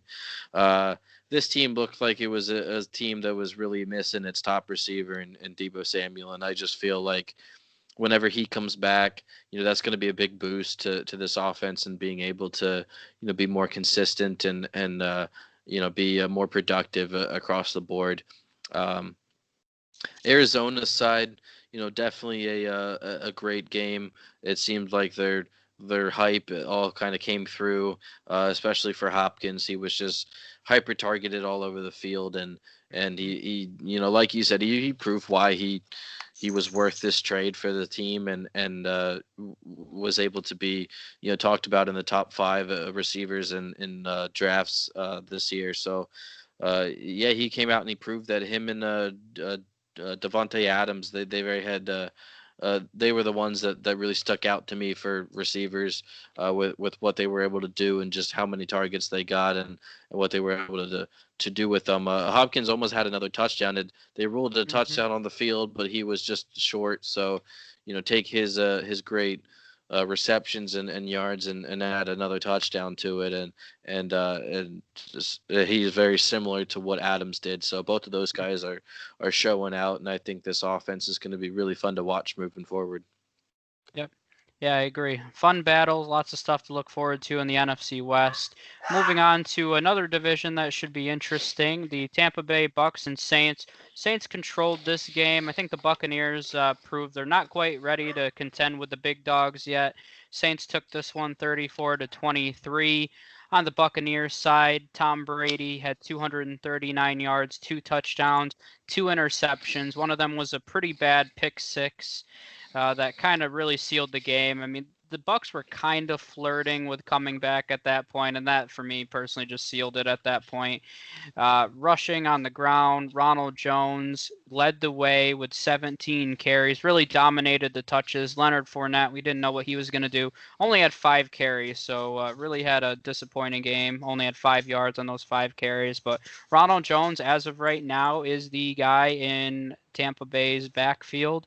Bruce Arians said that. Nobody believed him, but it was the truth. So only had 66 yards, so nothing impressive, but more of the theme there is, he's the guy right now. As of right now, that's the key. Receiving wise, Chris Godwin led the way, 6 receptions, 79 yards. Had the most targets on the team with 7, no touchdowns for him. Scotty Miller, I thought, was pretty impressive. Tom Brady looked his way pretty frequently. He had 6 targets, 5 receptions for 73 yards. In the post-game press conference, which I watched, Tom Brady actually mentioned Scott Miller individually, so he was very impressed with him, and we'll see how that shakes out. In an offense that's very pass-happy, Scotty Miller's just an intriguing guy to monitor at this point. O.J. Howard chipped in with a touchdown, 4 receptions, 36 yards. Gronk was really quiet in this one, only 2 receptions for 11 yards, not very involved. Mike Evans, dealing with that injury, was on the field, had a couple of deep targets, drew a couple pass interference calls, which really helped the Bucs offense move along. They were struggling to move the ball at certain points, and it seemed like Brady was just trying to bomb it down the field and hope for a pass interference call. Got it a few times, but Evans did end up with a touchdown. That was his only catch on the day. It was a 2-yard touchdown catch, so semi-saved there. Not an impressive day with just over 7 points, but better than what it was prior to that. On the Saints side, Drew Brees didn't have to really do much in this one. Only had 160 yards, only 30 pass attempts, 2 passing touchdowns. And that's impressive when the Saints can win a game where Drew Brees only has to pass the ball 30 times. On the ground, Lat Murray actually led the way. He had 15 carries for 48 yards. Kamara right behind him, 12 carries. Didn't do much with those 12 carries, only 16 yards. Once again, another guy that saved his day through the air. had a touchdown, also had a touchdown on the ground. So he did have a 2-touchdown day, but through the air, he led the way with 8 targets, which led the team, 5 receptions, 51 yards. The team leader in receiving yards was actually Jared Cook, who took advantage of that defense. 80, I keep saying receptions, 80 yards on 5 receptions, 7 targets, which was second on the team. A nice day for him. Michael Thomas, very quiet, 3 receptions, 17 yards, only 5 targets, is dealing with a high ankle sprain, which just came out this afternoon. So looks like he's going to be playing moving forward, but those can be very challenging to deal with. And I mean, it's an impressive win for me for the Saints. I mean, the Bucs are still a good team, even though they didn't play like it today. Drew Brees only 160 yards. Kamara was not good on the ground. Michael Thomas only 17 yards, and they still won. So that says a lot to how talented and how good the Saints team can be. Yeah, I mean, I was disappointed with Michael Thomas. I was wondering if he was hurt beforehand, because it just why is he not getting targeted? I mean, I don't remember how many targets he had, but he had like 3 catches for just 17 yards. So it felt like totally out of place. And then the ankle sprain had happened at the end of the game, so you really can't use that as why he played bad in this one, or at least didn't have a good stat line day. But this shows that the Saints are they can win in a variety of ways. They have a lot of good offensive pieces there.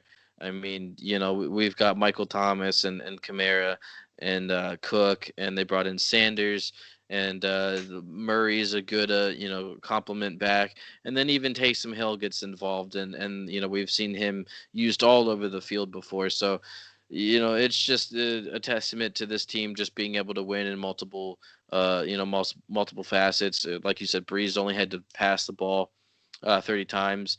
On the other side, I got a lot of things to say about this Bucs team, and I'm disappointed with Evans.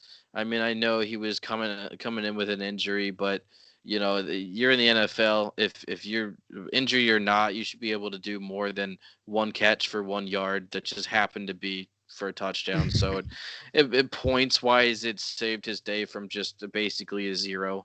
And I'm not as impressed with drawing pass interference calls for my fantasy team, because that doesn't get me points. But beyond that, Tom Brady, it's I thought they brought this guy in to not make these mistakes, and Arians did too, because he was very critical of Brady right after the game.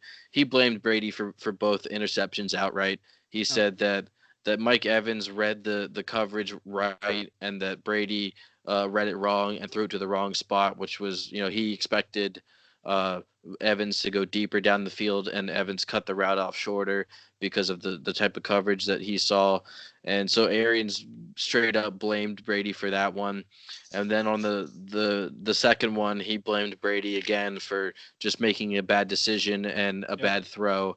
And so that was pretty telling to me. And I believe I did hear this morning that he kind of retracted those comments, and he was like, maybe making some excuses to kind of go back and apologize for that. But I mean, Arians has always been one to call it like he sees it. Like he tried to tell us with what he was going to do on the running game, and we just didn't want to believe him.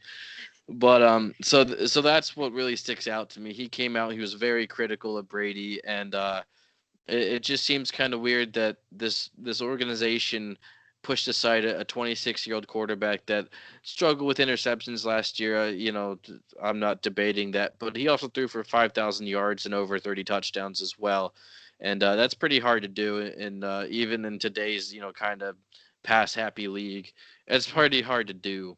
And they went out and they signed the 43-year-old Brady.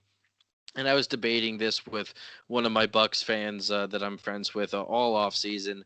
I don't understand this move for the Buccaneers organization, because how long is Brady going to play? And once he's done, that's it. you don't have Winston anymore to kind of fall back on. So I feel like once Brady's done, it's just you kind of have to reset again on this organization that, you know, has all these good weapons and a good, young defense, and they're not really taking advantage of it. And I get it, it's one game, but this was a big game, and this was a division rival, and I just think that this is going to be what Brady is going to be in store for in the NFC. And he was used to just kind of cruise into 6 wins every year with his division for the past 2 decades, but now it's going to be a lot harder for him. And I've never really been a big Brady fan, so that's not really a that's not really a secret for me. And I'm not saying that he can't do it, but they were down 17-7 in this game. That interception made it a 17-point game. And again, this one just felt like the Saints were cruising in this one. They really didn't have to throw the ball all around. They were just kind of executing and just moving the ball up and down the field on them. And, but Evans needs to play better. Brady needs to play better. And, they shouldn't have gotten rid of Winston. And I'm going to stick by those thoughts. Yeah, I mean, I have more comments on Jameis Winston, but this probably isn't the time for it. But I'm a little surprised that, because I agree with the overall sentiment of what you said, and I'm surprised they didn't bring in just any sort of young option behind Brady this season. I think that was more surprising.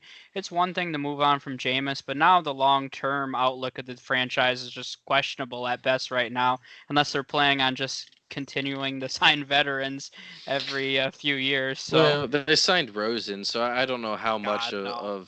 of like that they're gonna Yeah, give kind me of fall Winston. back on. But yeah, I just like I said, I know Winston threw for 30 interceptions and whatnot, but it just he's still developing. He's a very young quarterback in the league, and just for me to get rid of the 26-year-old quarterback and go with the 43-year-old one in hopes that he can kind of cut down the mistakes and the turnovers for your team and put you in a playoff position. I just think it was too brass, just because they got kind of caught up in the name of Tom Brady to really make sense of that kind of move. And like I said, it's just going to set them back. Even if they make the playoffs, which, spoiler alert, I said I think the NFC West could have all the teams going in there. I don't think the Bucs are making the playoffs. And, I'll stick by that as long as I can. But to me, they're in a tougher division. Brady's 43 years old. He seems to have better weapons than what he's had maybe since back in 07 when he had Boss and Welker and those guys. But here he is again throwing to the underneath white slot receiver. So this is You love Scotty Miller. Exactly, it's the Julian Edelman type of thing all over again. Here they give him the big body receiver and Mike Evans, and they give him a up and coming elite receiver in Chris Godwin, and he chooses to go for the the puny little slot guy. So what more can Brady ask for? He gets his tight end back and hardly throws to him. So I just have a lot of question marks for this offense and this team in general, mainly focused on Brady moving forward. As of right now, Tom Brady is on pace to throw more interceptions than Jameis Winston. I know. So I'm so happy with it. But let's move on to the last game here, which was the Sunday night game last night. The Cowboys and Rams, pretty close contest the entire way out, back and forth here. Rams ended up taking it 20-17. Cowboys kind of shot themselves in the foot at the end of the day, even though there was a pretty bad call. Even as a Rams fan, it was a bad call at the end of the game there. But the Cowboys still shot themselves in the foot by not kicking a field goal in the red zone, which would have tied the game at that point. But let's go through the box score here on the Cowboys side of things. Dak threw for 266 yards and a touchdown. Just a solid game for him. Zeke really was the fantasy star for the Cowboys. 22 carries, 96 yards, and a touchdown. Also contributed 31 yards through the air and another touchdown. So a nice 2-touchdown game for Zeke to open up the season. Receiving wise, Amari Cooper led the way with 14 targets, 10 receptions, and 81 yards. Dak was definitely looking his way pretty frequently in this one. CeeDee Lamb was actually second, 5 receptions on 6 targets and 59 yards, which I think is a pretty promising start for him. I'll be interested to see how they continue to use him in the offense moving forward. I mean, he's a guy that moves all over the field. He's not just a slot guy, so he was really moving all over, and I think that's promising for him moving forward. On the Rams side of the ball, Jared Goff didn't really have a nice fantasy day if you had to play him in a 2 QB league. 275 yards, no touchdowns, 1 pick. The story more is on the ground as of right now. Malcolm Brown, who's probably going to be probably the number one hottest pickup of the week, right along. I think Josh Kelly is going to be up there as well, but Malcolm Brown will probably be number one. Really nice day for him. 18 carries, 79 yards, 2 touchdowns on the ground. More surprising for me personally was he was actually involved in the passing game. He had 3 receptions for 31 yards and 4 targets, and Cam Akers only had 1 target. So I was a little surprised by Malcolm Brown's passing game usage, which I think is really promising for his fantasy outlook. So, I mean, he had over 100 total yards, 2 touchdowns. As a Rams fan, I really liked how he was running last night. He was hitting the holes hard. And Cam Akers, I think, has a lot of work to do. He did still have 14 carries, though. Cam Akers, that is, didn't do a lot with them, only 39 yards. So he's definitely going to be involved in this offense, and he's just got to be more effective with those carries because the Rams' offensive line was actually opening up holes for once last night, and really this one was on Cam Akers. Receiving wise, Robert Woods led the way, had 8 targets, 6 receptions, and 105 yards. Jared Goff looking his way pretty frequently. They ran a lot of bootlegs specifically for Robert Woods, very involved overall. Tyler Higbee was second, had 4 targets, 3 receptions, and 40 yards. Gerald Everett did go down. We'll see how serious it is, but we saw how Tyler Higbee was last season when Gerald Everett went down. So Higbee definitely is going to be a guy that you can probably plug in your lineup moving forward if Everett's to miss more time. Cooper Kupp had a pretty quiet game overall, had a few third down conversions, but not a great fantasy day. 4 receptions, 40 yards, nothing special there. So I'll kick it over to you. I'm pretty excited about this one, but what do you have? What notes you have? I'm interested to see your thoughts on Malcolm Brown because I've seen many opinions today on him. Well, I should have stuck to my opinion a little harder because I'll take the mini victory lap on Malcolm Brown. This is one of those situations that I really wanted the preseason to kind of see because I didn't expect them to bring in a rookie running back and just focus on him right out the gate. It takes a lot to start in this league, and it takes a lot of hard work. There's only a few teams that or a few players that get drafted and then come out right away and are kind of penciled or locked in as a starter.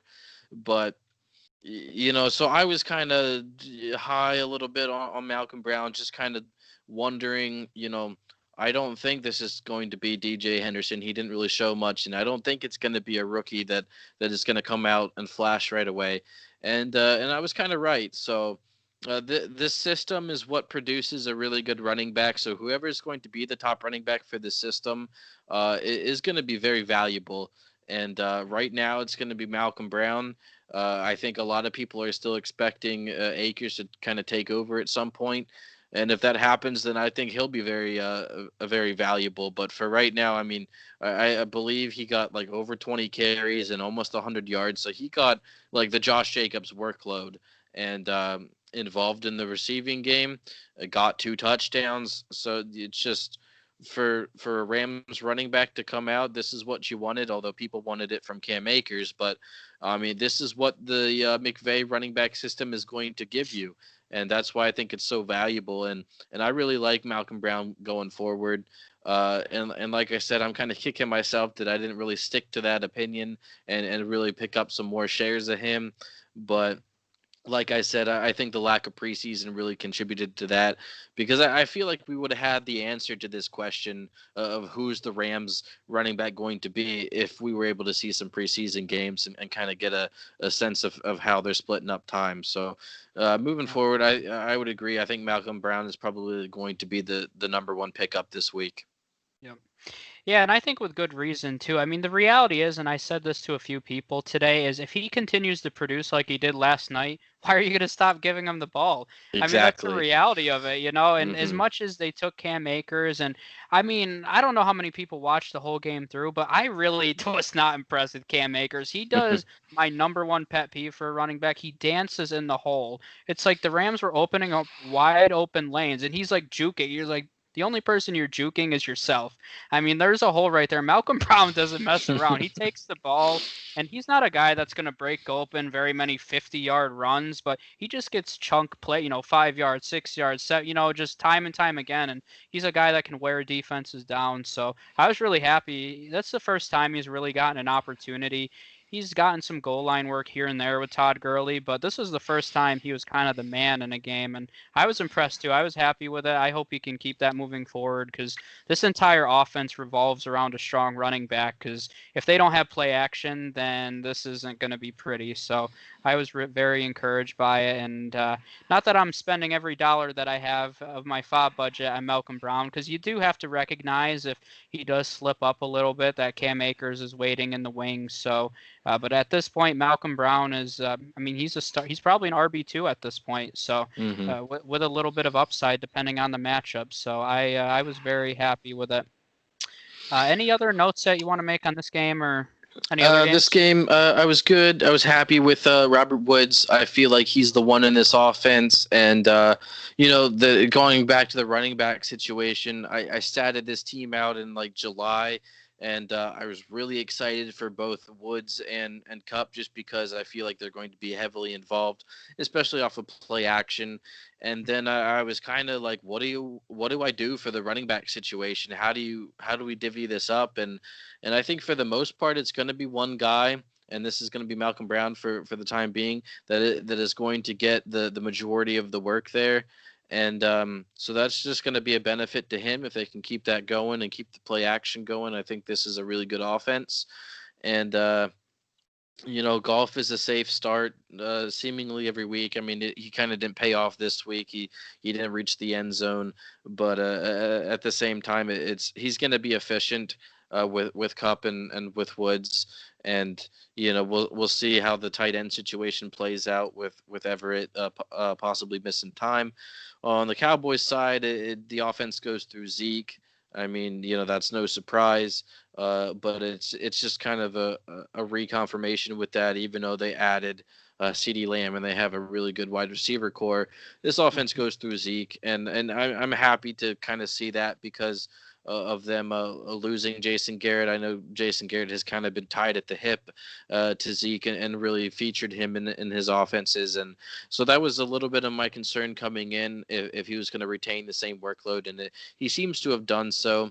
Dak, you need him to play better. You drafted him to be a top quarterback, and although he didn't kill you in this game, you just want him to be better. I mean, I think I saw the stat he was 1 for 7 on third downs or something like that. He was just not efficient when you needed him to be efficient, and I mean, I was telling you guys about this in the chat during the game. I don't agree with that 4th and 3 call at all. At that point in the game, there was about 6 or 7 minutes left, maybe a little bit more, and you needed to tie up the game in that point. So Uh, dumb. there's no maybe if you were behind by 4, I can get behind that because you don't know how many chances you're going to get left, and the field goal kind of does you nothing. But to tie up the game, I mean that changed the outcome of the game because now the Rams took over at that spot, and I was telling you they're just going to continue the system that they did all game and run the ball down, and they were very efficient with it. They put together a 5-minute drive. They kind of stalled around midfield, but they did their job. They chewed 5 minutes off the clock and they punted the Cowboys back down deep. And at that point in the game, that was killer for them. The Cowboys needed to take the field goal, and I know a lot of advanced metrics people are going to talk about. It's more easier to go for the fourth down, and you're going to get it more often than not. But you got to understand the situation of the game when you're behind by 3 in the fourth quarter, you kick that field goal. I mean, because that was the difference in the game. They came down. The call was iffy. It felt like he pushed out. It seemed the replays definitely showed me that Ramsey kind of embellished it a little bit, and that's a little bit of my knock on Ramsey. He makes some great plays. He made that great play on Cooper that I think it was, and then a couple times running up for some tackles. But Ramsey kind of plays that that little bit of the kind of LeBron, I guess, that he kind of gets that reputation for taking the falls sometimes, and so that's what that call was to me. I feel like he definitely did good job acting on it. I think watching it in slow motion, you probably don't throw the flag there, but real time it kind of looked like he was pushed. So credit to Ramsey, he sold it. He sold it pretty well.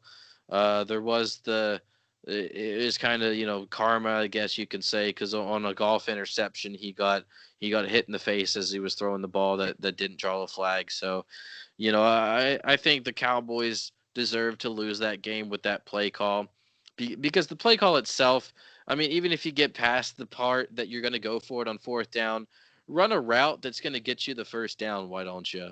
I mean, Dak throws it underneath to CeeDee Lamb, who's 2 yards down the field on 4th and 3. You're going to have tight coverage. If you're going to try to just ignore all logic and go for it, at least make sure you're beyond the first down marker before you throw the ball, or for Lamb, take that two extra steps and then you're there. So I don't agree with the call. I think that call lost them the game, and so moving forward, I feel like the Cowboys were in this game. That I feel like they did get outplayed a little bit from time to time. So I don't expect them to just kind of go away, but they missed an opportunity to win this game, or at least to tie it up, and I think maybe the result would have been different if they put themselves in that position, but they chose not to. Yeah, I mean, I'll say with that play call, I think that's more of a rookie wide receiver not understanding where the chains are. I mean, I'm assuming the play call is to go at least to get you the first down, and CeeDee Lamb just didn't run it deep enough. So, I mean, you never know. That would be my assumption, especially with a rookie wide receiver running that route. But I mean, I'll take the victory still. Like, I mean, I agree with you 100% with the field goal. I mean, that's one of those. If I was a Cowboys fan, I would be bashing my head against the wall, because it'd be Absolutely. different if the Rams were winning. We'll say 23-17 at that point. Okay, you're a touchdown away. You don't know how many opportunities you're gonna get. Okay, cool, go for it. But I mean, you're gonna tie the game. This game probably should have went to overtime, realistically at least. So I 100% agree with you. One of the interesting things I was just looking at from a fantasy point of view here, Malcolm Brown was the 5th scoring PPR running back this week. Nyheim Hines was number 4, so I just think it's funny. Those two guys are in the top 5. If you bet on that, you're probably a millionaire right now. But it's definitely impressive performance from both of those guys. And I guess to wrap it up, is there anything that sticks out to you that was really surprising, or any other questions you're looking to have answered, or anything else on your mind about this week? I mean, not too many questions, I suppose. It's just my bold thing. I don't think Brady and the Bucks are going to make the playoffs. I don't feel like I don't feel like the Cowboys put themselves in a position to win that game. And I've seen that kind of over the league as well. Just a lot of questionable decisions from coaches. I mean, I've mentioned some of them: not giving the ball to McCaffrey on a 4th and inches with a minute to go, going with Nyheim Hines to take a 4th down carry instead of Jonathan Taylor is perplexing to me. But yeah, it was a fun week. We're getting ready to watch the Monday night games here in just a Yep. couple minutes, because it's getting close to 7 o'clock on the East Coast. So we got some 2 games tonight. Do you have any guys going tonight? Who do you need to have a good game for you to kind of come out victorious in some of your matchups? I have Deontay Johnson quite a few times here, so I don't know if I need any big. I think in a few leagues I have him paired with Barkley, so I need just a solid game from Deontay. Like 8 or 9 points would probably put me in a decent spot. I have Barkley a few times. Deontay's definitely the number one guy. Later in the night, I have Derrick Henry. That's really the only Noah Fant I have a few times, but really, yeah, Deontay Johnson's a big one for me personally. And yeah, I'm looking for. I mean, I love Monday night doubleheader, so I mean, I'm personally excited for. I'm not as much of a night owl as you, but I'll become one for football. I mean, that's a reality for me, so I'm looking forward to it, and I'm excited for tomorrow too. We're gonna have our waiver episode coming out, which I'll plug that quickly.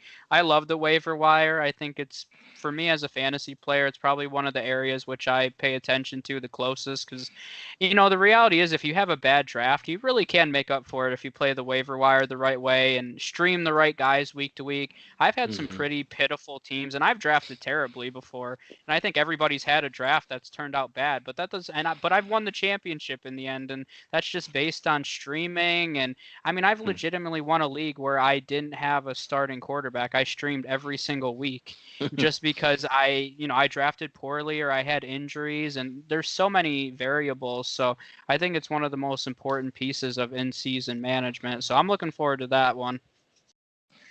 Cool. Yeah, I mean, some good games on tonight. Obviously, my Steelers are coming up here in a little bit, so I'm hoping, they can pull out a win here.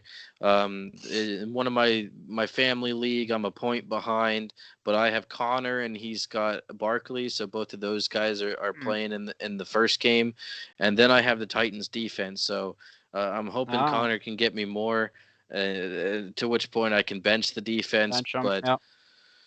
It'll be close. I mean, I think I did see a couple notes here as we were going through that Tate's not going to be playing in this game, as well as Anthony McFarland was an inactive for this game. So Hmm. that's the biggest things. I also saw earlier today that Sutton was a long shot to play, Yep. so we might not be seeing him tonight. So fire up Jerry Judy if you were kind of on the fence and you went for it. He seems to be in a position to put in a nice game. Yep.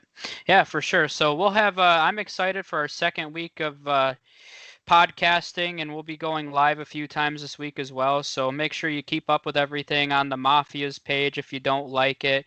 Also, there's been a billion posts on the hotspot, which is fantastic. Lots of questions there. Keep that going. As always, make sure you subscribe on YouTube. You can subscribe wherever you're listening to podcasts. All of our content goes up there. So lots of good stuff coming up. We appreciate the support and the listens. And we'll see everybody next time.